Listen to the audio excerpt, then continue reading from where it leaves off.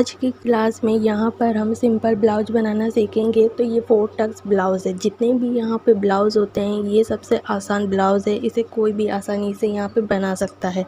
लेकिन अगर हमें इसकी ड्राफ्टिंग नहीं पता, सीधे ही कपड़े पे कटिंग कर देंगे, हो सकता है हमारा कपड़ा बिगड़ जाए। इसलिए ड्राफ्टिंग समझना बहुत ज़्यादा ज़रूरी है। अगर हमें ड्राफ्टिंग बताए तो छोटे हो या बड़े जब चाहो हर साइज़ में कटिंग और सिलाई यहाँ पे दोनों कर सकोगे। तो यहाँ पर पहले मैं आपको ड्राफ्टिंग समझाऊंगी, उसके बाद मैं सीधे आपको कपड़े पे कटिंग और सिलाई दोनों यहाँ पे करके मैं बताऊंगी। इस वीडियो में अगर आपको कुछ भी समझ में नहीं आया तो आप मुझे अपनी बात यहाँ पे कमेंट करके यहाँ पे बता सकते हो। तो वीडियो को शुरू करने से पहले मैं यहाँ पे बता दूँ, जो फार्मूला मैं यूज़ कर रही हूँ आपको भी वही फार्मूला यहाँ पे यूज़ करना होगा। तो यहाँ पे मैंने कुछ नाप लिख के रखा है, ये नाप यहाँ पे चेंज हो सकता है, बाकी फार्मूला वही आपको यूज़ करना होगा। तो इसे बनाने के लिए यहाँ पे कुछ माप चाहिए होगा। यहाँ पर आपको कुछ समझाने के लिए मैंने यहाँ पे नाप लिख रखा है, जैसे कि यहाँ पे लंबाई है 14 इंच, तीरा है 14 इंच, छाती है 36 इंच, कमर है 30 इंच, पॉइंट 9 इंच, गला, सामने का गला और पीछे का गला है।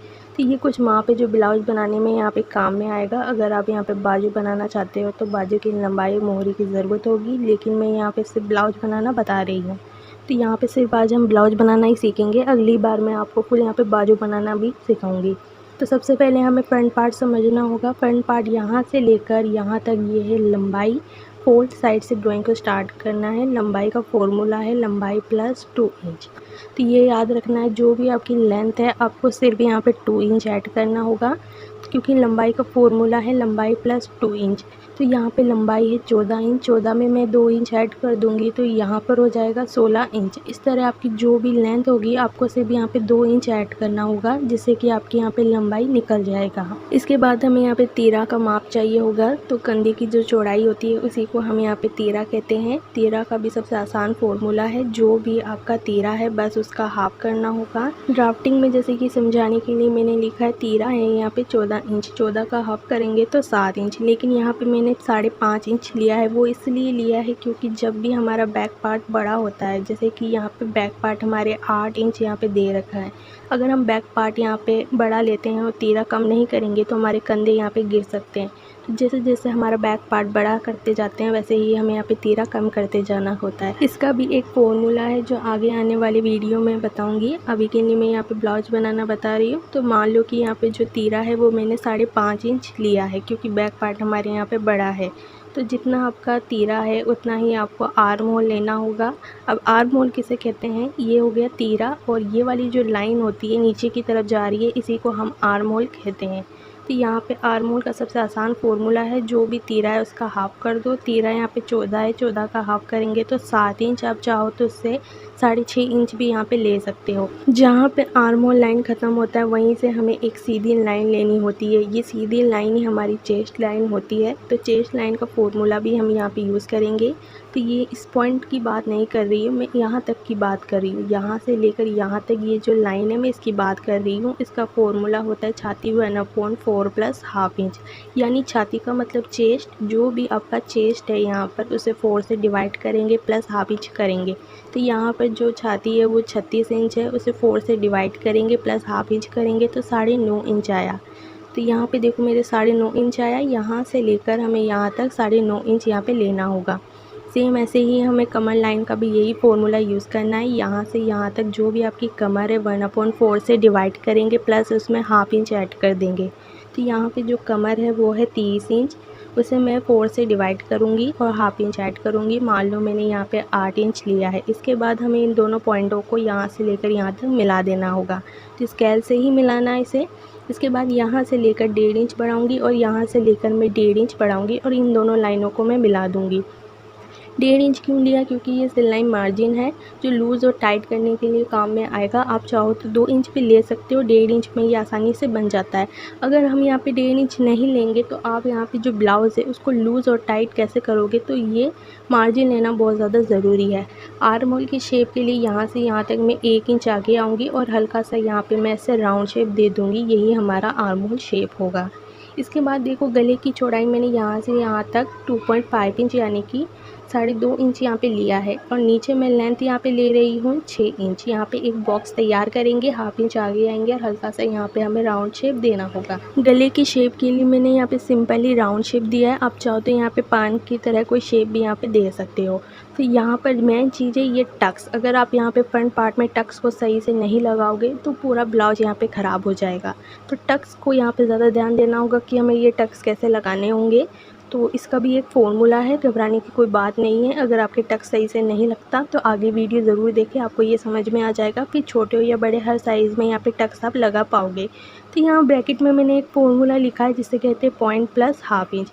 पॉइंट कितना है यहाँ पे 9 इंच है, यानी कि जो भी पॉइंट है बस आपको उसमें 1/2 इंच ऐड करना है। पॉइंट प्लस 1/2 इंच, तो 9 इंच था उसमें मैं 1/2 इंच ऐड कर दूँगी तो 9.5 इंच यहाँ पे हो जाएगा। तो 9.5 इंच कैसे करेंगे, ऊपर इंची टेप को रखेंगे और यहाँ से यहाँ तक जहाँ पर भी हमारे 9.5 इंच आ रहा है उस जगह एक पॉइंट कर देंगे। मान लो कि मेरी इस जगह एक पॉइंट कर दिया, इसी पॉइंट के अंदर हमें थोड़ी सी दूरी यहाँ पे रखनी होगी। यहाँ से यहाँ तक 1.5 इंच आएंगे, 1.5 इंच की दूरी यहाँ पे रखनी होगी। ये जो पॉइंट है नीचे की ओर देखो, यहाँ से लेकर यहाँ तक हम पहले 9.5 इंच यहाँ आए। इस जगह जो यहाँ पर ये डॉट किया है यही हमारा एग्जैक्ट पॉइंट यहाँ पे मानना होगा।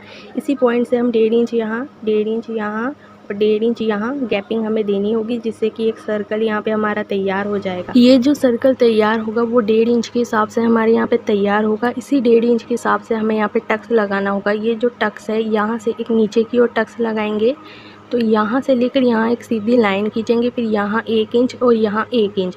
तो यहाँ नीचे की साइड जो टक्स बनाओगे वो आपको 1 इंच के हिसाब से लेना होगा।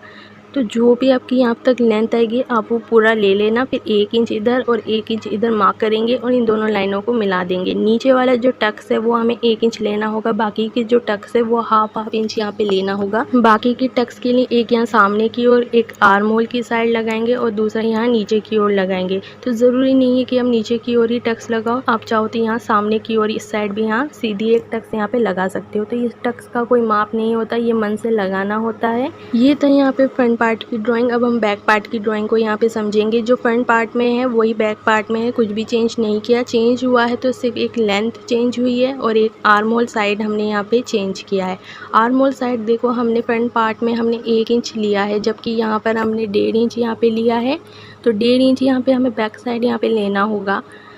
इसके बाद देखो यहाँ पे मैंने हल्का सा यहाँ पे शेप दिया है जैसे हमने फ्रंट पार्ट में दिया था। बैक पार्ट की लंबाई के लिए यहाँ पर हम लंबाई प्लस 1 इंच करेंगे। सिर्फ हमें 1 इंच यहाँ पे चाहिए होगा, ज़्यादा सिलाई मार्जिन नहीं चाहिए। जबकि हमने फ्रंट पार्ट में यहाँ पे 2 इंच लिया था। 2 इंच हमने इसलिए लिया था क्योंकि यहाँ पे टक्स ज़्यादा लगा है। जब हम इसकी सिलाई करेंगे तो ये इसमें सिलाई मार्जिन चला जाएगा, जिससे कि छोटा हो जाएगा, इसीलिए हमें यहाँ पे ज़्यादा मार्जिन चाहिए। जबकि बैक पार्ट में ऐसा नहीं है, यहाँ पे एक सिंपली है, इसीलिए हमें ज़्यादा मार्जिन यहाँ पे नहीं चाहिए। तो यहाँ पर हमारे बैक पार्ट की लंबाई हो जाएगी 15 इंच, जबकि फ्रंट पार्ट की लंबाई थी 16 इंच। तो यहाँ पर हमें बैक पार्ट में लंबाई ले लूँगी 15 इंच, बाकी जो 13 है हमें वही लेना है। यहाँ पे देखो गले की चौड़ाई जो है वही हमें लेना होगा। 2.5 इंच था, यहाँ पर भी हम 2.5 इंच ही लेंगे। इसके बाद जो भी लेंथ है आपको अपनी लेंथ यहाँ पे लेनी होगी। इसके बाद देखो ये 2.5 इंच था, मैंने यहाँ नीचे 3 इंच लिया है। 3 इंच यहाँ से लेकर यहाँ तक 3 इंच लिया है गहराई देने के लिए, जिससे कि गोलाई का शेप और भी अच्छे से बनेगा। इसके बाद ये जो कॉर्नर है और नीचे वाला जो कॉर्नर है यहाँ पे इन लाइनों को मिला के बॉक्स तैयार कर देंगे और हल्का सा यहाँ पे राउंड शेप देंगे। इसके बाद 13 यहाँ पे 5.5 है, तो नीचे वाली जो टक्स है बैक पार्ट की दूरी भी 5.5 इंच यहाँ पे रखेंगे। तो यहाँ पर देखो 5.5 इंच 13 है, तो इस कॉर्नर से लेकर मैं यहाँ तक 5.5 इंच आगे आऊँगी और ऊपर मैंने 3.5 इंच यहाँ पे लिया है और हाफ इंच के हिसाब से यहाँ टक्स का निशान लगा देंगे। तो इस वीडियो में अगर आपको कुछ भी समझ में नहीं आया तो आप मुझे अपनी बात यहाँ पे कमेंट करके बता सकते हो। और वीडियो अच्छा लगा है तो चैनल को लाइक करें, सब्सक्राइब करें, बेल आइकन ज़रूर दबाएं और मुझे कमेंट करके ज़रूर बताएं कि मेरे समझाने का तरीका आपको कैसा लगा, ताकि आगे भी मैं आपके लिए ऐसी और वीडियो यहाँ पे ला सकूँ। इस वीडियो में मैंने जो ड्राफ्टिंग बनाया है वही फॉर्मूला आप यूज़ करना, जिससे छोटे या बड़े हर साइज़ में कटिंग और सिलाई यहाँ पे कर पाओगे। तो यहाँ पर आज मैंने ड्राफ्टिंग समझाया है, आगे आने वाली वीडियो में मैं आपको फिर कटिंग और सिलाई यहाँ पे दिखाऊंगी।